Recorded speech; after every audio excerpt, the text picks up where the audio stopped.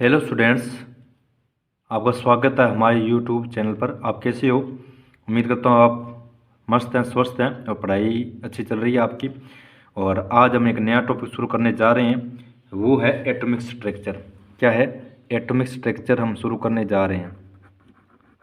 Atomic structure ये हमारा नया लेसन शुरू करने जा रहे हैं। एटॉमिक स्ट्रक्चर, परमाणु संरचना। और परमाणु संरचना के अंदर हमें सबसे पहले पता होना चाहिए भी एटम क्या होता है, परमाणु क्या होता है। सबसे पहले हमें पता होना चाहिए परमाणु क्या होता है। तो परमाणु क्या होता है? परमाणु क्या एक पदार्थ की सबसे छोटी इकाई है।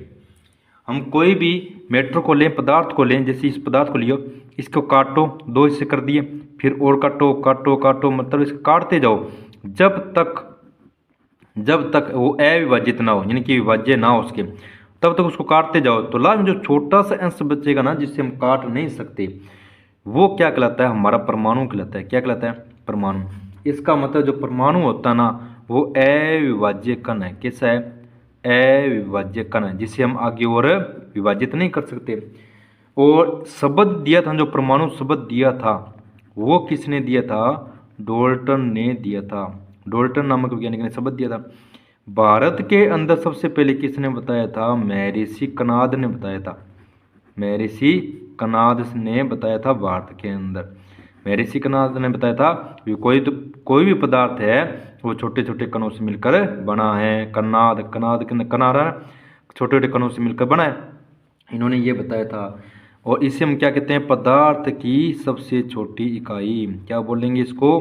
क्योंकि इसे हम आगे विभाजित नहीं कर सकते, तो ये पदार्थ की क्या बन गई? सबसे छोटी इकाई बन गई। क्या बन गई? पदार्थ की छोटी इकाई।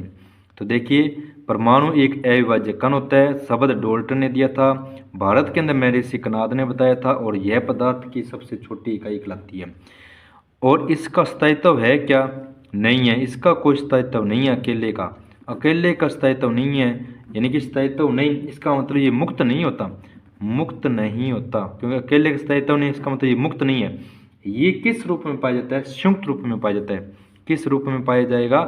संयुक्त रूप के अंदर पाया जाता है। अकेला संयुक्त रूप में पाया जाता है, अकेला नहीं पाया जाता। कोई पदार्थ लो, आप कोई पत्थर लो, तो पत्थर पूरा संयुक्त है, इसको आप काटोगे काटोगे काटते जाओगे, लास्ट में जो बचेगा वो मिलता है परमाणु।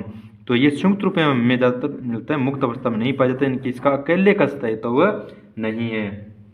चलिए, परमाणु परमाणु आपस में मिलकर क्या बनाते हैं? अणु बनाते हैं। क्या बनाते हैं? परमाणु और परमाणु मिलकर क्या बनाते हैं? अणु बनाते हैं, जिसे हम इंग्लिश में क्या बोलते हैं? मॉलिक्यूल बोलते हैं। क्या बोलते हैं? मॉलिक्यूल। इसमें क्या दो एटम जुड़ेंगे और दोनों एटम जुड़ के एक नया क्या बनाएंगे? जो भी कंपाउंड बनाएंगे, पदार्थ बनाएंगे, उससे हम क्या बोलते हैं? मॉलिक्यूल बोलते हैं, अणु बोलते हैं। ये एक एटम है, ये दूसरा एटम है, दो एटम मिलकर मॉलिक्यूल बनते हैं। समझ में आ गया? मॉलिक्यूल होता है ना, वो क्या होता है? विभाज्य कण होता है। कैसा होता है? विभाज्य कण होता है। क्योंकि ये दो परमाणु से मिलकर बना ना, तो ये कैसा कण है? विभाजित कण है, विभाज्य कण है। क्योंकि ये तो अविभाजित है, इसको हम काट नहीं सकते।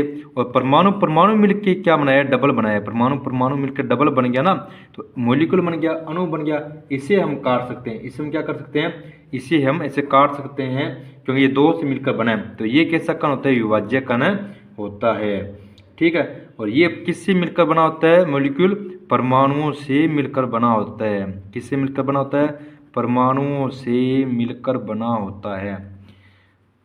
ये कितने प्रकार के होते हैं? जो मॉलिक्यूल होते हैं ना, ये दो प्रकार के होते हैं। कितने प्रकार के होते हैं? दो प्रकार के होते हैं। कितने प्रकार के होंगे? दो प्रकार के। ये आपको पता है दो प्रकार कैसे होंगे? थोड़ा सा हमें कॉमन सेंस लगाना है भी। जब दोनों की दोनों एटम सेम होंगे तब भी तो कोई ना कोई अणु बनेगा, और दोनों अलग अलग होंगे तब भी तो कोई अणु बनेगा। तो इन दोनों के क्या होंगे? नाम अलग अलग होंगे। कैसे होंगे? मैं बता देता हूँ। जब a प्लस ए बनेगा तब तो क्या बनेगा? A2 बन जाएगा। और a प्लस बी बनेगा तो AB बन जाएगा। तो ये तो सेम सेम हो गया, ये अलग अलग हो गए ना। तो इनका नाम क्या होता है? ये दो प्रकार के होते हैं, तो दोनों के नाम देखिए क्या होते हैं। एक का होता है समद्विपरमाणविक। क्या होता है? समद्विपरमाणविक।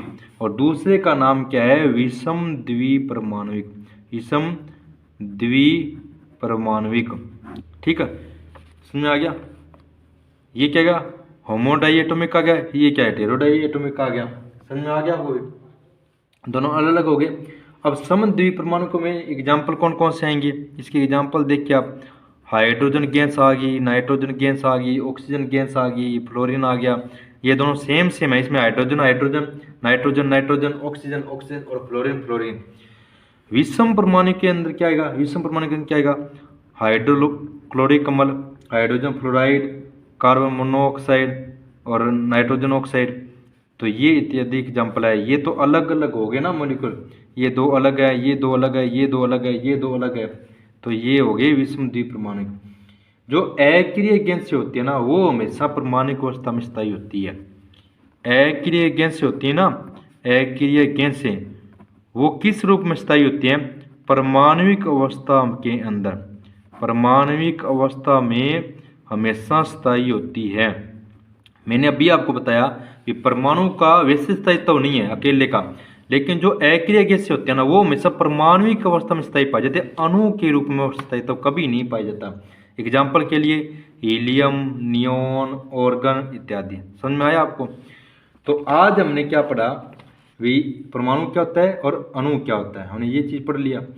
ठीक है, अब परमाणु क्या होता है, सदैव सुरक्षित रहता है, और कोई भी हमेशा जो रासायनिक अभिक्रिया होती है ना, उसके अंदर कौन भाग लेता है, परमाणु भाग लेता है, अणु नहीं लेते भाग। तो ये हम आगे वाले लेक्चर के अंदर पढ़ेंगे भी, कौन कैसे क्रिया करेगा कैसे नहीं करेगा। और मैं उम्मीद करता हूँ ये लेक्चर आपको बिल्कुल समझ में आया। कोई डाउट हो तो आप कमेंट करिए, बिल्कुल बेसिक से आपको सारा कुछ बताया जा रहा है। तो आप कोई भी डाउट हो आप कमेंट करके पूछ सकते हैं। और वीडियो को लाइक कीजिए, शेयर कीजिए। धन्यवाद। Have a nice day.